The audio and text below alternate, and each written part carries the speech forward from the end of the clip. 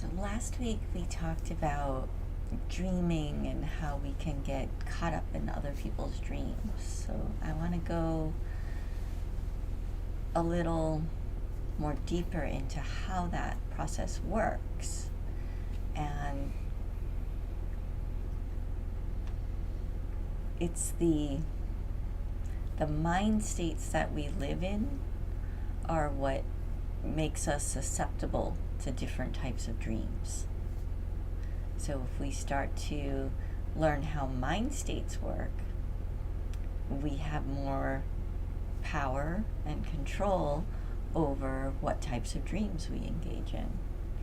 So, okay, great. How do I control my mind states? That is a big part of the practice of Trikaya Buddhism, or really any Buddhism, is this mind training that happens. So to understand how a mind state develops, we need to look at perception and how perception works. Perception you can think of as a filter or a pair of sunglasses that you put on. And those sunglasses are developed from different sensations, different feelings, different emotions, which then interact with thoughts. And then all that together, especially the thoughts, creates this particular set of sunglasses that we then put on. And that essentially creates our perception, which then programs the mind state in which we're living. So that's the technical version of it. So practical example. Yesterday and the day before, I completely overdid it. Like we had a mission to go place the Padmasambhava statue, so I completely pushed my body well beyond its limits. So today I'm having, exhaustion and pain, these bodily sensations that are arising. And if I were to key into those, then that triggers a cascade of thought about those sensations, which then, depending on how I feel about those sensations, I can go into complete misery of like, oh, poor, and self-pity, oh, poor me, my body. Or you can go into martyrdom and say, oh, I sacrificed and did this thing. Or it can be neutral. It can be like, oh, yes, there's sensations that are arising in my body. And so depending on which way I direct my thought about the sensations that are arising, that essentially creates that filter, that sunglasses, through which I look. So one of the ones I choose to use a lot is gratitude.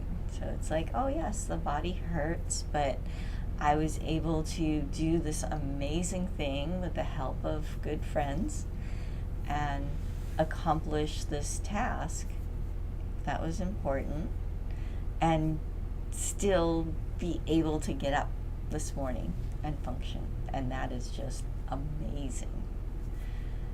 So that's the train of thought that is very productive for me.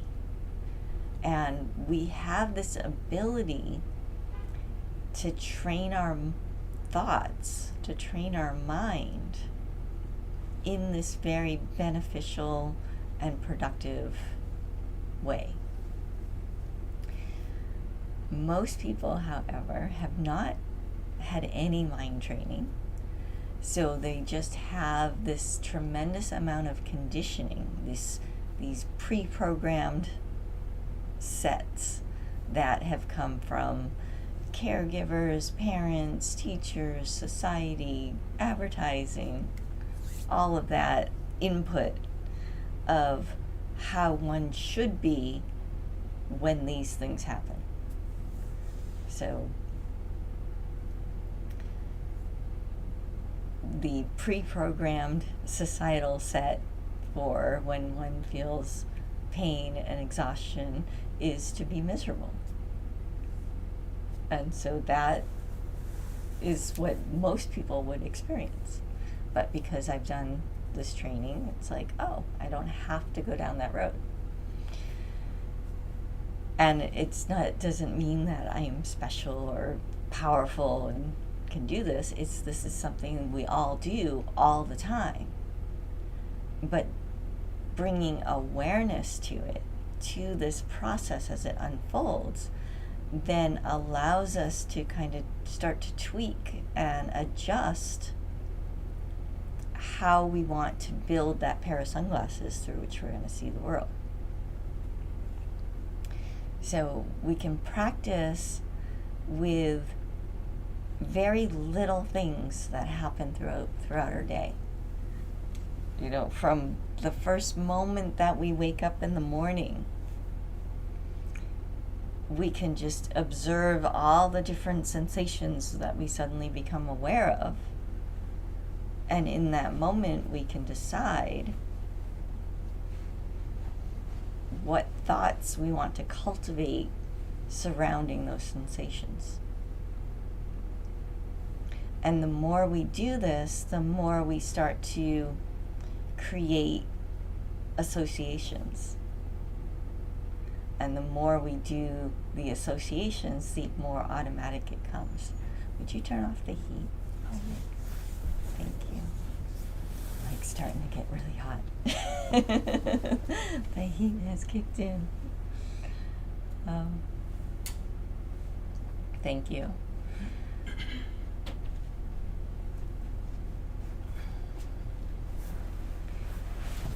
So first thing in the morning, a great practice to do is just to cultivate a sense of gratitude for waking up.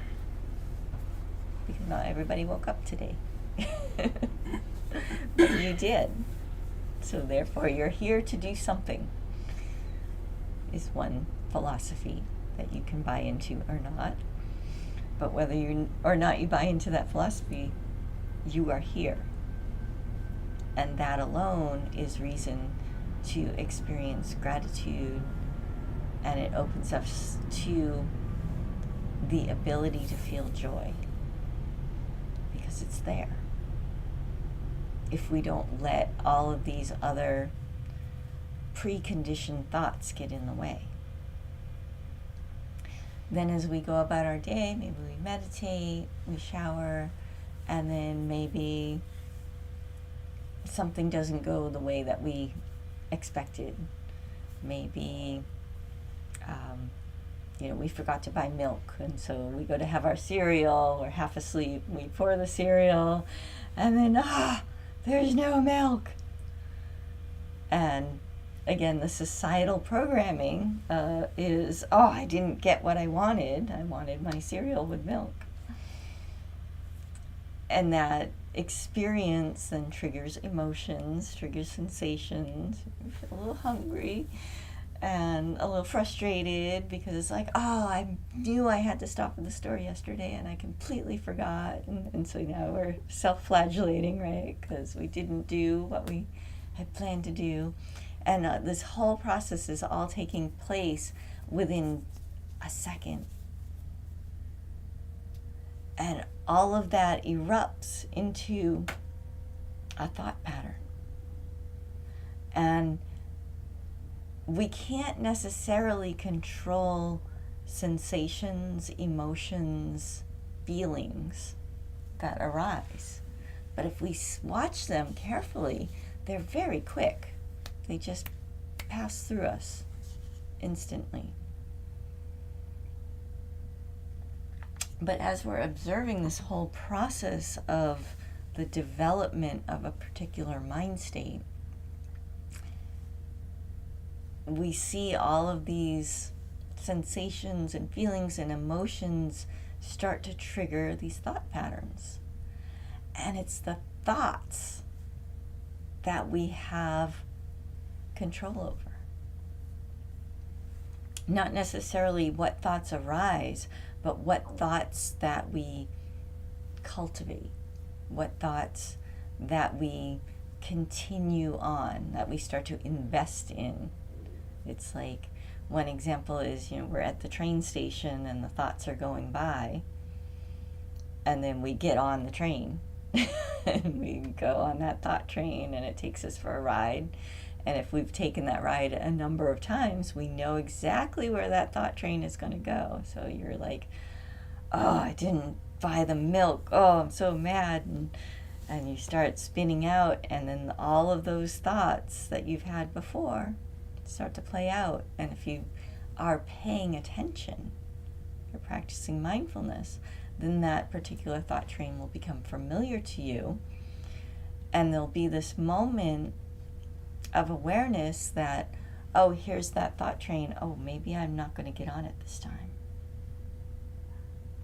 Maybe instead I'm going to focus on what other options for breakfast do I have. Maybe my cereal is granola, so maybe I don't actually need milk. I can just eat it dry and have a lot of water. Or maybe you have eggs or something else that you can have for breakfast entirely. In other words, by not getting on that particular thought train, we come back to the present moment and we see what options we have, because we have declined to put on that pair of sunglasses of self-flagellation or anger or wanting, that frustration of not getting our cereal.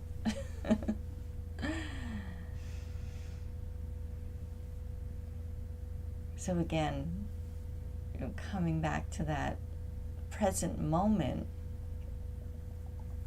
where the thoughts are just coalescing, that thought train's coming by. I liked how Thich Nhat Hanh put it. He says, don't worry about what thoughts arise, just don't serve them tea. So they might come and then they go. They come and they go. But of course, until you have trained yourself to be fully in the present all the time, you're going to get on that thought train. So this is where understanding how perception and thoughts interact to create mind states, and how when we're in a particular mind state, we start to perceive the world in a particular way. So ultimately, we just want to live in the present, because that's where all the infinitude of options are available. But until you have trained your mind, start to pay attention to this interplay between feelings, sensations, emotions, and thought. And then when you're on a particular train of thought, watch how it coalesces into this filter. And now as you're looking around your world, everything that you see is through that particular filter. So maybe your particular thought train that is very ingrained is frustration. It's a very popular option for a lot of people. So you didn't have your milk for your cereal, so you couldn't have your cereal, and it was your own fault, so now you're angry at yourself. And maybe you have a roommate, so now your brain is ticking, like maybe they drank all the milk. It's their fault now, so now it's somebody else's fault because we don't like to blame ourselves. And now it's blown out into a full-on mind state. We are in the mind state of anger. Maybe little anger, so we could call it frustration. So we're just a little frustrated. And what this means is, now as we interact with the world, everything is being filtered through a layer of frustration, which the brain interprets as, oh, you want to see all the things that frustrate you. So now everything in your world that isn't how you want it to be will suddenly be highlighted for you. Because that's what this sunglasses of perception does, this filter. It's like somebody is running around with one of those really bright pink highlighters and like just drawing really bright pink stuff of like, oh, here's that project that you haven't finished yet. And, be frustrated by that. And, oh, here's this, thing that's broken over here. Be frustrated by that. And, oh, look at all the traffic that you have to drive through. And it just gets deeper and deeper and deeper. And the really weird thing about mind states, when we are fully immersed in a particular mind state, is our brain tricks us into believing that is reality, and that is the only reality, and everyone else is in that reality. So when you interact with another person, you're interacting from this mind state of frustration, which is then going to cause you to see all the things that they might get frustrated by. And we want to connect always. We want to connect with other people. So we'll try to start connecting with them through the things that frustrate them. So we might even start pointing out, like, oh, doesn't this really piss you off when this happens? And, oh, isn't this really bad when that happens? And then so now you've got a little network of frustration going. And we can get lost in these because it feels to our brains so complete and encompassing and normal. We start to believe that this is really how life is, and this is how it's always been. It's never been any other way, and it never could be any other way. Just life is just frustration. That's just it. And you can connect with other people who are also in that state of frustration, and they will fully support you. And then your own brain, because it wants continuity, it wants to feel secure, it wants things to remain the same, will continue to show you all these highlighted things that frustrate you. And then now you're just living in this world of frustration. And that opens you up to be susceptible to certain types of dreams that fulfill that sense of frustration, that feed into it. So these perceptions, this ability to perceive life, builds these filters and creates these mind states that we live in. But because you're on this path, because you are paying attention, we start to recognize that, oh, this is just a pair of sunglasses that I'm wearing. And there's this little fight that happens when we have this realization. It's like, well, no, I really should be frustrated. I really did not have my cereal with milk this morning. A lot of times it's something bigger. But it's the same principle. Whether it's something, life-altering and devastating, or something seemingly as minute as a bowl of cereal, it's the same principle. So we feel like this mind state is everything, and it's always been this way. But when we pay attention, when we meditate, when we enter into that silence, that structure that's holding that mind state in place starts to melt a little bit. We start to shift. The sunglasses fall off. And then we might have this moment of brightness of like, oh, wait, maybe life isn't the way that I thought it was.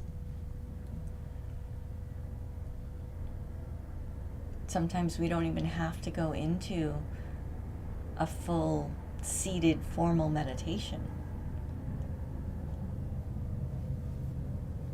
We can actually, if we have enough personal power, we can be completely locked down in a particular mind state and will ourselves to focus our attention on something else and actually shift out of that mind state. This is that game of beauty and gratitude that I've talked about so many times before. So one of the doorways into really discovering how mind states and perception work is to turn it into this game where we pay attention to what our mind feels like, where we're actually living, give it a label like agitation, frustration, anger, jealousy, feeling rushed or stressed. And then, so we're fully acknowledging, oh, this is the mind state that I'm looking at the world through. And that's an important step. A lot of people like to just jump over that because that step is very uncomfortable. Realizing that you are in the gutter does not feel good. But I want to remind you that realizing that you are in the gutter of feeling just down and heavy and not having fun with life is a cause for celebration. Doesn't seem like it. You're like, wait a minute, no. Recognizing that I feel horrible, that I've been treating people like crap, that I've been treating myself like crap, how is that a cause for celebration? It is, because that's the moment that you can actually adjust your focus. If you're still in denial about where your mind state is actually at, it's not effective, because there'll be this other part of your brain, you'll like on the surface pretend that you've shifted. But then if you're still in denial about where you were, there's this undercover covert war that happens where it's like, well, yeah, you're pretending to see all the beauty and everything, but really you feel like crap. And you know you feel like crap. And it will just keep bubbling up to the surface. It'll just keep bubbling up, and if you're not holding really, really tight on your focus to see the beauty, it will keep crashing through. Because I don't believe anybody can hold their focus that hard forever. It's not natural. Force is something that can only be sustained in small bursts. We can do a little burst, and that can sometimes break us through. But to truly change the mind state that we're in, there has to be this full acknowledgement,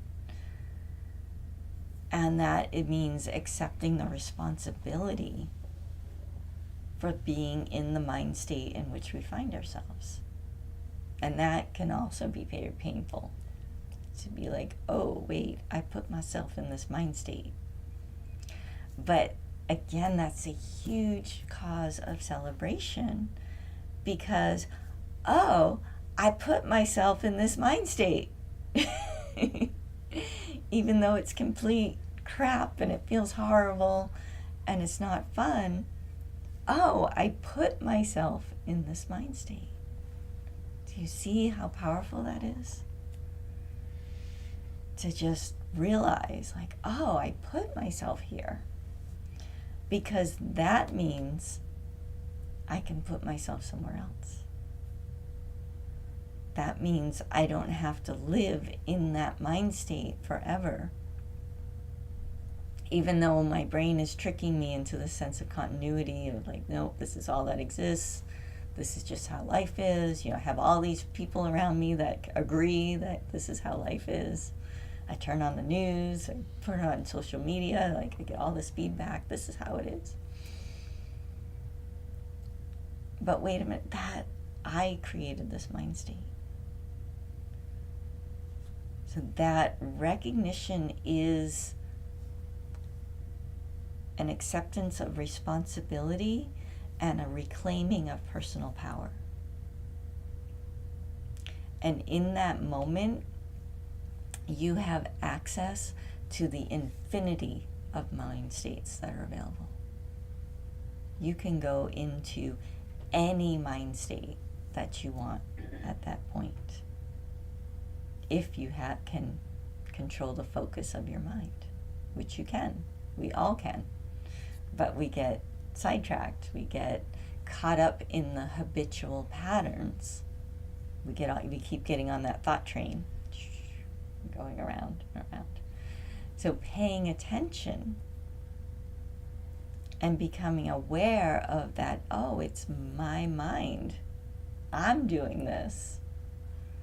So in that moment of recognition that, oh, I'm in this crappy mind state where I'm feeling a lot of jealousy, let me choose something that's bright and beautiful to focus on.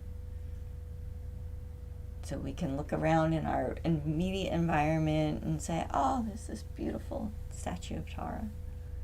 Let me focus my full attention on that, the beauty of that. And it's important to pick something that's actually in our present environment, because we want to be in the present moment. Some people try to go to their happy place. But that, again, is another way of escaping responsibility, giving away our personal power. So in this present moment, look for beauty, look for gratitude. Those are the two simplest ones to work with. As we kind of progress on the path, we can get a little more sophisticated, where we can start applying antidotes to the different mind states we experience. So if we're caught up in jealousy, we can convert it to admiration for that which we're jealous of, which then opens the door to altruistic joy. But that's a whole nother discussion we won't get into there. But you can play with that and look for the opposite. But for now, as you're just learning to train the mind, and we're always starting over the beginning, so this is just the beginning. Anytime you get lost on the path, even if you've been doing this for 50 years, you just come back to the beginning. Oh, where's the beauty? Where's the gratitude? And by putting your attention on beauty or gratitude in the same way that that initial mind state was created, your perception starts to morph, and now you're putting on a whole different set of sunglasses, one that's tinged with beauty. And now your brain reacts, in your mind, and it starts to highlight all the other beautiful things in your world. And then when you seek connection with others, you see the beautiful things, oh, what a beautiful dress. And, oh, what a beautiful plant. What a beautiful place we're in. And because you've fully made that shift into that new mind state, it's genuine. That's why that step of actually taking responsibility for where your mind state is so important. Because people have taken this practice and they do it on that very surface level, and it's artificial, and you can feel that it's artificial. They're really trying just to point out the beautiful things, but it's like plastic. It's very fragile and can be snapped. But if it's genuine, if you've actually moved into that state, it's very authentic. It's very open and childlike in a way, in a good way, not a naive way, and it's very, very powerful. But there's this process that's happening, so I want to invite you to actually pay attention to that process when you're shifting from one mind state to another. So there's that acknowledgement, that responsibility, and then that conscious decision of, oh, okay, I'm in this crappy place. I don't want to live in the crappy place. I want a different mind state. So let me select beauty. I'm going to look at the world through beauty. And there's going to be a tug of war. You're going to look at beauty, and then that habitual pattern, that thought train that got you into that crappy mind state to begin with, is going to come up with a whole list of reasons why you should stay. And the thought train's going to keep going around, and you'll keep riding it, and then you'll keep putting your attention on beauty. And then it's like you hit a train station where you actually get off of the train that was making you feel crappy, and you step onto the train of beauty. And that's where the shift happens. And it's this really, when you're actually conscious of it happening, it's really exciting the first 1,000 times it happens. Because you're like, wow, I actually moved my mind. The first 1,000 times you do it, there's not going to be that much awareness. You'll just kind of notice. It's like you're just going through the motions, and then all of a sudden you'll just find like, oh, I don't feel so bad. But keep paying attention to the process that's actually happening, and then you have that realization that, oh, I literally just moved my mind from here to there.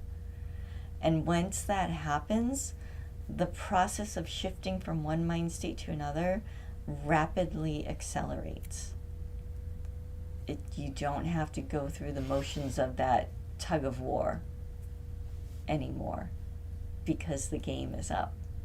It's like you've seen behind the curtain, and your mind can no longer fool you. You're like, oh yes, we can continue to circulate this nonsense of being miserable and staying in this guilt blame cycle, or we can just go into beauty, or we can just go into gratitude.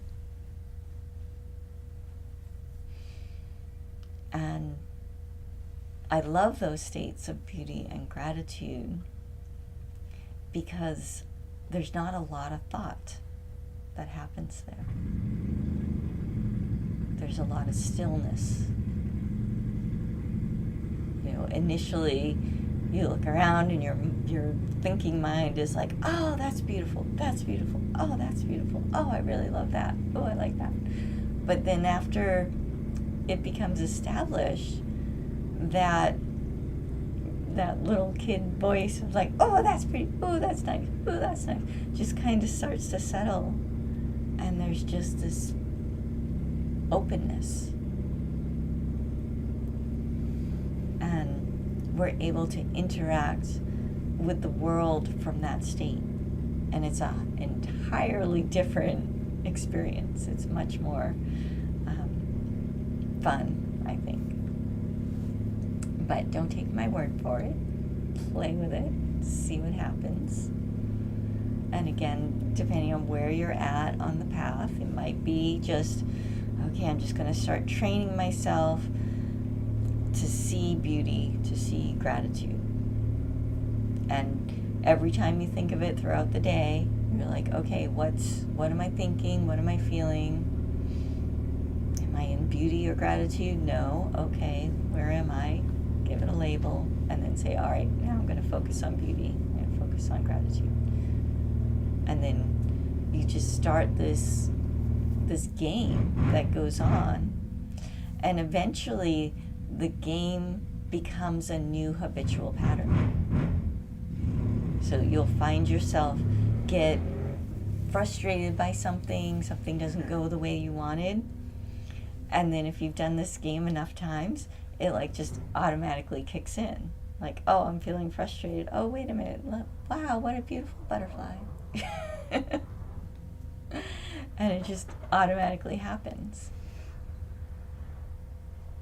And these perceptions that we have that build into these mind states, we start to see they're not as solid as we once thought they were. And that's where things really get interesting. But that's not what today's about. So today is just about exploring how perceptions build mind states and how we can modify those mind states. And then eventually, we can train ourselves to just be in that stillness, and then the modifications fall away, and we just start to perceive reality directly. So enjoy that. So thanks for watching on YouTube. I'm going to sign off now.